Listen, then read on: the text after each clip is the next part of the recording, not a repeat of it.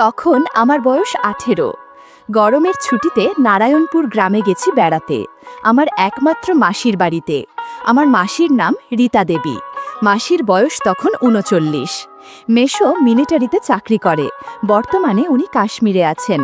মাসির কোনো বাচ্চা কাচ্চা হয়নি, তবে প্রতিবার মেশো এলে চেষ্টার কমতি রাখেন না। এবারও তার ব্যতিক্রম হয়নি। গতকালই মেশো ছুটি শেষ করে চাকরিতে গিয়েছে, আর আমি এলাম আজ দুপুরে। মাসিদের বাড়িটা নদীর পাশেই, একতলা একটা বাড়ি, সামনে একটু উঠোনের মতো, চারপাশে পাঁচিল দেওয়া, পেছনে কলঘর, 3 দিকে টিনের ঘেরাও, আর সামনে একটা পর্দা টাঙানো। আমি মাসির বাড়িতে ঢুকে মাসি মাসি বলে চেঁচাতে লাগলাম। কোনো সাড়া পেলাম না, তবে ঘরের দরজা খোলা দেখে আমি ঘরে ঢুকে জামা বদলে নিলাম।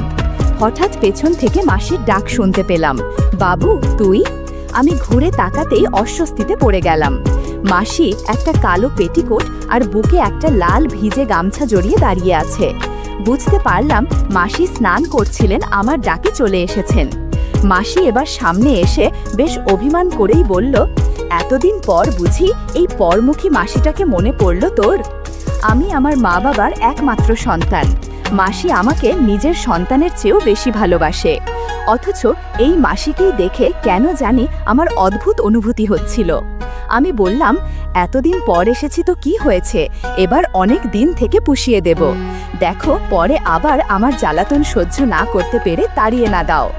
তুই যত পারিস আমাকে জ্বালাস, তাতে আমার আপত্তি নেই। যা তুই হাত মুখ ধুয়ে আয়, আমি তোর খাবার দিচ্ছি। এই বলে মাসি তার ঘরে গেল কাপড় পরতে।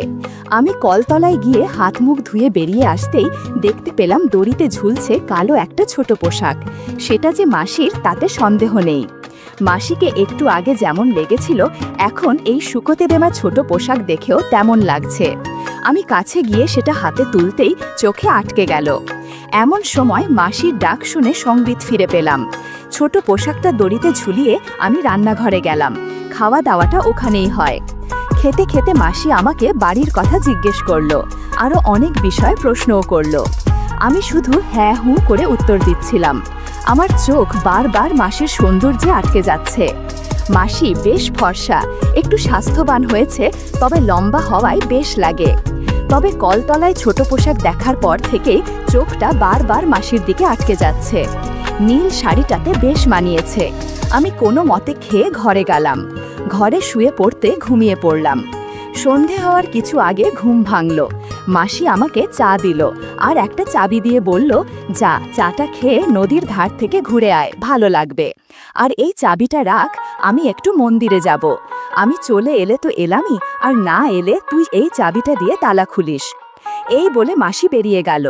আমি নদীর ধারে হাঁটতে লাগলাম। কিছুক্ষণ হেঁটে বাড়ি ফিরছি। একটু হেঁটে রাস্তার পাশে একটা গাছের আড়ালে বসলাম। কিছুক্ষণ পর যেই গাছের আড়াল হতে বেরোবো, অমনি রাস্তায় দুটো নারী বিপরীত দিক থেকে এসে মিলিত হয়ে থামল। আমি ভাবলাম ওরা চলে গেলে তবেই বেরোবো, নইলে এই সন্ধেবেলায় আড়াল থেকে বেরোতে দেখলে অন্য কিছু ভাবতে পারে। নারী দুটোর একজন মাসির বয়সী, আর একজনের বয়স 45 হবে। তাদের কথা শুনে জানলাম বয়সে যে একটু বড় তার নাম গোপী, আর ছোটটা সীতা। আমি অজ্ঞতা তাদের কথা শুনতে লাগলাম। গোপী বলল, হ্যাঁ রে সীতা, এই সন্ধেবেলা কোথায় যাচ্ছিস? সীতা বলল, আরে গোপী বৌদি যে, এই তো রীতাদির বাড়িতে, ও ব্লাউজ পেটিকোট বানাতে দিয়েছিল, ওটা দিতে যাচ্ছি। গোপী বলল, দেখি ব্লাউজগুলো, ইস ব্লাউজের কি অবস্থা, এই হালকা ব্লাউজ কেন যে পরে বুঝি না। সীতা বলল, কি যে বল না, গরম বলেই হালকা কাপড়ের ব্লাউজ বানিয়েছে। গোপী বলল, গরম না ছাই, আমাদের গরম নেই বুঝি?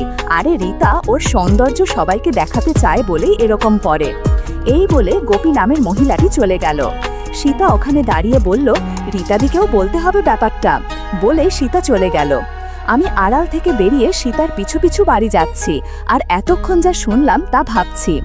সীতা ঘরে ঢুকার কিছুটা পরেই আমি ঢুকলাম। আমি কোনো শব্দ না করে ঘরে ঢুকে ভাবছিলাম একটু আগে যা শুনেছি।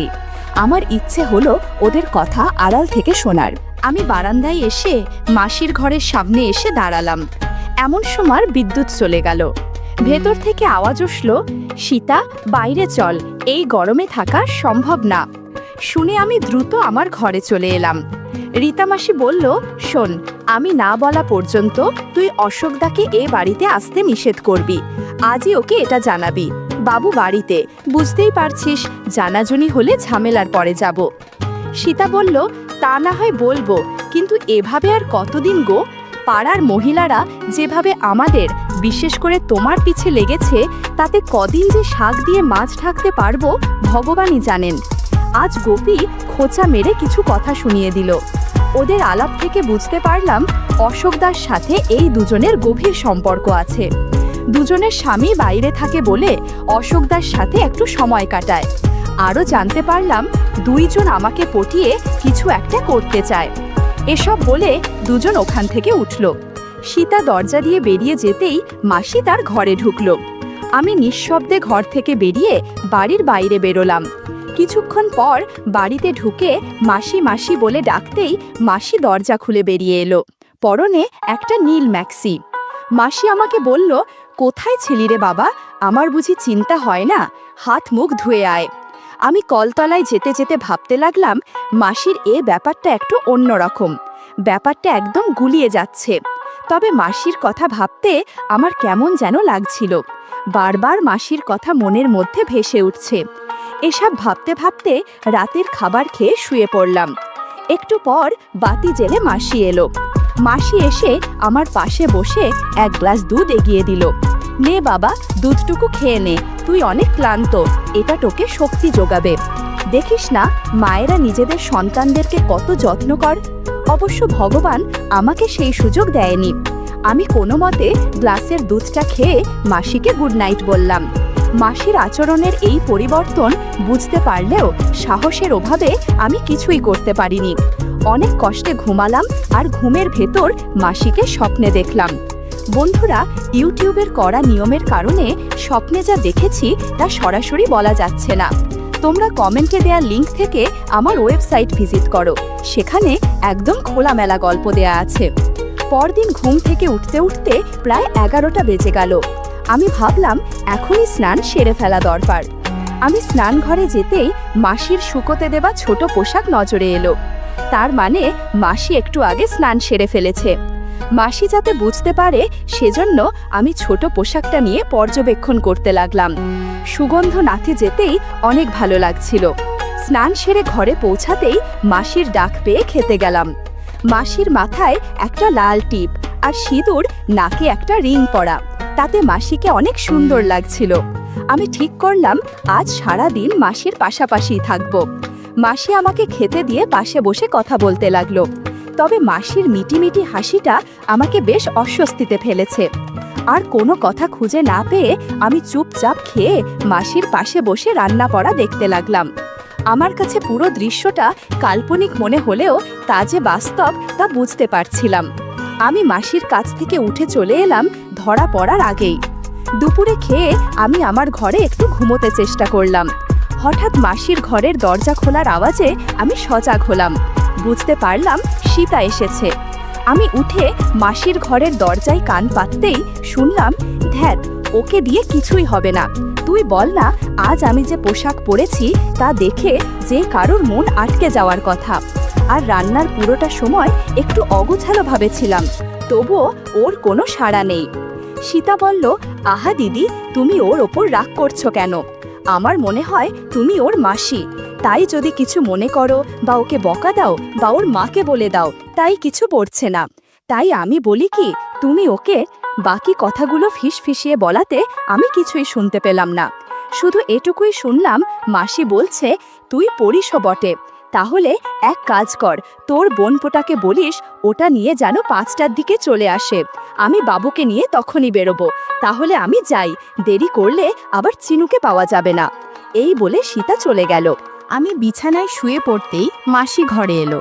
আমার পাশে বসে বলল, বাবু ঘুমিয়ে পড়েছিস? বললাম, না মাসি, কেন? চল আজ একটু বেরিয়ে আসি, পাশেই শহরে একটু ডাক্তার দেখব, তারপর না হয় দুজন মিলে একটা মুভি দেখে বাড়ি ফিরব। আমি বললাম, ওকে চলো। এরপর দুজনে রেডি হয়ে বেরিয়ে পড়লাম। মাসি দরজায় তালা দিয়ে বেরোতে লাগলো। মাসিকে একদমই চিনতে পারছি না। সকালেই যিনি অগোছালোভাবে শাড়ি পরেছিলেন এখন দেখি একদম গুছিয়ে শাড়ি পরেছেন। লাল সিঁদুর, লাল টিপ, লাল লিপস্টিক আর নাকে একটা রিং দিয়ে সাজান মুখটা ছাড়া কোনো কিছুই দেখা যাচ্ছে না। গ্রাম থেকে এই ছোট্ট শহরটাতে আসতে আসতে 6:30 বেজে গেছে। মাসি গাড়ি ভাড়া দিয়ে বিদায় দিল। ডাক্তারের চেম্বার থেকে বেরোলাম 7:30-এ। এবার আর একটা অটোতে করে সিনেমা হলে চলে গেলাম। মাসির জাগটা ভালো করে জানা, মেশোর সাথে নাকি প্রায় আসে। মাসি আমাকে নিয়ে যে মুভিটা দেখলো তা বেশ ভালোই, তবে মুভির মাঝখানে মাসি টয়লেটে গেল আর ফিরেও এলো একটু অগোছালোভাবে। আমি শুধু ভাবতে লাগলাম, মাসি হঠাৎ এই বেশ ধরল কেন? তাহলে আজ রাতেও কি কিছু হবে? মুভিটা শেষ হতেই আমরা বেরুলাম। তখন প্রায় রাত 10টা। মাসিকে যাওয়ার কথা বলতেই মাসি অবাক হয়ে বলল, পাগল হয়েছিস? এত রাতে কোন অটোওয়ালা যেতে চাইবে না? আমার এক পরিচিত দিদির একটা হোস্টেল আছে, ওখানেই থাকবো। আমরা একটা অটো নিয়ে প্রায় 20 মিনিটের মধ্যেই একটা গলির সামনে দাঁড়ালাম। ভাড়া মিটিয়ে মাসি গলি ধরে এগুতে লাগলো। আমি মাসির পেছন পেছন যেতে লাগলাম। একটা গেটে 2টো লোক বসা ছিল। মাসি কি যেন বলল, তারপর তারা আমাদেরকে একটা ঘরের সামনে দিয়ে চলে গেল। আমাকে বাইরে দাঁড়া করিয়ে মাসি ভেতরে ঢুকলো। ভেতরে আরও 2টো নারী ছিল, তারা যে মাসির পরিচিত তা বোঝা যাচ্ছে। একটু পরেই মাসি একটা মহিলাকে সাথে নিয়ে বেরিয়ে এলো। তারা দুজন সামনে আর আমি পেছন পেছন যেতে লাগলাম। পুরানো এই বাড়িটির দোতলার একদম উত্তরের ঘরের সামনে নিয়ে মহিলাটি চাবি দিয়ে চলে গেল। মাসি চাবি খুলে ভেতরে ঢুকলো, আমিও তাই। বাতি জ্বালতেই বেশ ভালো লাগলো। সাজানো একটা ঘর, বড় একটা খাট, লাগোয়া বাথরুম, একটা টেবিলও আছে। আমরা ঘরে ঢোকার একটু পরেই সেই মহিলাটি 2টো টাওয়েল আর একটা পরিষ্কার লুঙ্গি দিয়ে গেল। মাসি ওটা নিয়ে ওকে বলল ঘরে খাবার দিতে। আমি তো বেশ অবাক, এরা এত যত্ন আত্তি করছে, ব্যাপারটা কি? মাসিতে জিজ্ঞেস করতেই বলল এই হোস্টেলের মালিক তার বেশ পরিচিত। আমরা ফ্রেশ হয়ে খেয়ে দিয়ে টিভি দেখতে লাগলাম। হঠাৎ পাশের ঘর থেকে কেমন যেন থপ আওয়াজ আসতে লাগলো। আমি মাসিকে সেটা জিজ্ঞেস করতেই মাসি মুখ টিপে হেসে বলল, মনে হয় হাতুড়ি পিটিয়ে কাজ করছে, তুই টিভি দেখায় মনোযোগ দে তো। আমার কেন যেন সন্দেহ হচ্ছিল। আমি ঘুমাবো বলে শুয়ে পড়তে মাসি বলল, কিরে ঘুমিয়ে পড়বি? আমি বললাম, তাছাড়া কি করব, রাত 12টা বাজে। গরমের দিনে এটা কি এমন রাত বলো তো? এটা বলতে বলতেই মাসি শাড়ি চেঞ্জ করতে লাগলো। আচমকা মাসির এই কাণ্ড দেখে আমার অস্বস্তি হলো। এই গরমে শাড়ি পরে ঘুমোতে একদমই আরাম পাবো না, তাই একটু চেঞ্জ করে নিচ্ছি। এর সময় মাসি আমাকে কিছু প্রশ্ন করেছিল। মাসির এমন সরাসরি প্রশ্ন আশা করিনি। আমি কোনো মতে মাথা নাড়লাম। এ সময় অনেক না বলা ঘটনা ঘটে যায়, যা বলে বোঝানো যাবে না। বন্ধুরা, ইউটিউবের কড়া নিয়মের কারণে এসব ঘটনা সরাসরি বলা যাচ্ছে না। তোমরা কমেন্টে দেওয়া লিংক থেকে আমার ওয়েবসাইট ভিজিট করো, সেখানে একদম খোলামেলা গল্প দেয়া আছে। এভাবে 2 ঘন্টা পর কখন যে ঘুমিয়ে গেছি জানি না। সকালে ঘুম ভাঙতেই দেখি মাসি স্নান সেরে চুল আঁচড়াচ্ছে। আমাকে দেখে একটু হেসে বলল, যা স্নান করে নে, ফ্রেশ হয়ে নে, কাল গুড় খেয়েছিলি সেটা কাপড়ে লেগে আছে। স্নান করে ফ্রেশ হয়ে আমরা বেরিয়ে পড়লাম। সকালে বাইরে খেয়ে হালকা কেনাকাটা করে দুপুরে খেয়ে নিলুম। তার বাদেই বাড়ির দিকে রওনা হলাম। বাড়িতে পৌঁছলাম শেষ বিকেলে। সন্ধেবেলা সীতা বাড়িতে এলো। মাসি রান্নাঘরে ছিল, ওখানে দুজন কথা বলছে। আমি জানলার পাশে দাঁড়িয়ে শুনছি। এখন আর ধরা পড়ার ভয় নেই, কারণ মাসি জেনে গেছে যে আমি তাদের আগের কথাগুলো শুনেছি।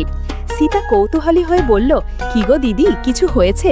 স্বামী সীতাকে সব কিছু খুলে বলে, আর সীতা বলে, তোমার ভাগ্নের সাথে আমার একটা ব্যবস্থা করে দাও না দিদি। মাসি বলল, ঠিক আছে, রাতে চলে আসিস, আমি ওকে বুঝিয়ে দেব। এদিকে আমি তাদের কথা শুনছিলাম আর ভাবছিলাম, যাক, এবারের ছুটি বেশ ভালো মতো কাটানো যাবে।